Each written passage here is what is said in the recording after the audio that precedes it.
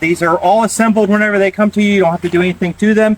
As you can see, they have a nice textured on the top, so it gives you a little bit more traction.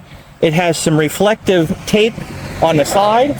It has grip tape up on the top to help with slipping, top and bottom. And on the lip that goes to where you're going to with the ramp, it has a rubber piece to help it from slipping off.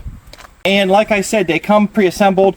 It seems like this is an aluminum, if I'm not mistaken.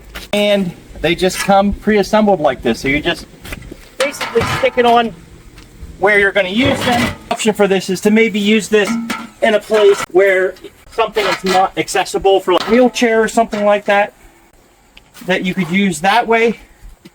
So I'm well over 300 pounds, so this thing is holding me without any issues whatsoever. So it could be used for something like that too.